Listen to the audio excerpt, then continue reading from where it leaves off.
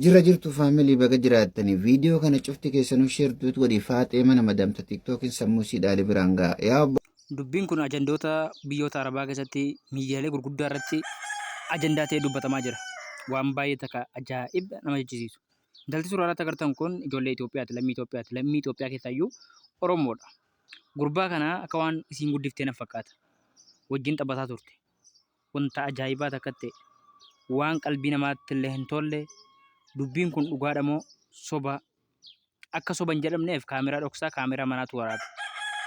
Shamarri keenya gaayis miira keessan of qusadhaa. Miira keessan of qusadhaa. Waan addaatu ta'e wallaahi garaana nyaatti.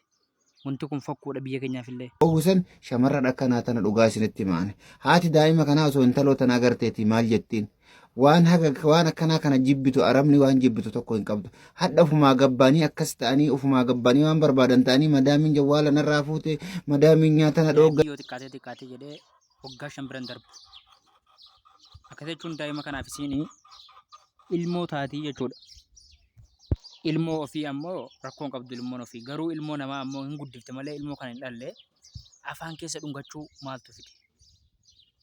Akkasitti baggaanfattee jala ciiftee isa ofirra kaa'uu maaltu fide? Wanti kun miidiyaa arabaa irratti baay'ee takka haasa'amaa jira. Kaameraan ammaas kaameraa bilbila isii osoo hin taane kaameraa inni kun isa isin bilbila isiitiin of waraabdedha. Inni immoo araboonni ajandaa godhatanii irraa dubbataa jiran isa kaameraan dhoksaa waraabeedha kaameraan manaa.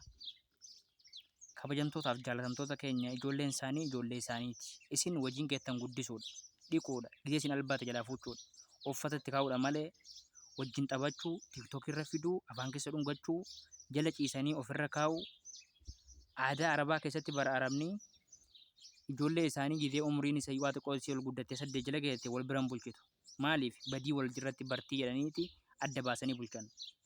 Garuu ati haalli amma ati ijoollee jaraa itti guddisaa jirtu kana yoo agarte arabtittiin yookaan namni ollaa yoo arge namni ollaa arguu bira darbee immoo kaameraan mana keessaa argee poostame ajandaa sooshaal miidiyaa araboota biratti gara isnaappiitii fi gara jaakootiin akka malee oowaa jira jechuudha.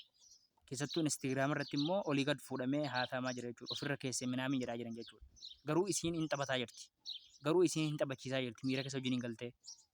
Ani immoo kan na dhibee jedhee namni yoo akka fedhe miira keessa gale ilmoo guddisi jedhamee sitti kenname ilmoo irraa dhiqi jedhamee sitti kenname ilmoo uffata irraa xalagiitiin jedhame akkasitti afaan keessa dhungachuun ayibaa laayik wallahi ayibaa laayik yeelloo guddaadha kun mataatu nu cabeessiniin jechaa shamarroonni keenya obboleeyyan keenya warroonni biyya arabaa jirtan ijoollee isaanii ofirraa eegaa kuffisanii irra taa'u of kuffisanii achi kaanii ofirra kaa'u yoo ofirra kaanii jedhanillee bakka harmaa ol mataarra fa'aa bakka kana malee bakka qaama sana ofirra kayyeessee mucaasa biyyi kana haalli kun haala isiin badiidhaaf miti kan isiin akka goote garuu araboonni akka waan isiin badii itti dalagaa jirtu se'aniiti mucaa daa'ima gudeedde jedhanii miidiyaa isaaniirra olii gad oofaniiti dubbataa jiranii jechuu barbaada. Subscribe godhaa, laayikii godhaa, sheer illee godhaa, wal biraan gahaa gorsa irraa fudhatan jedheetan amana.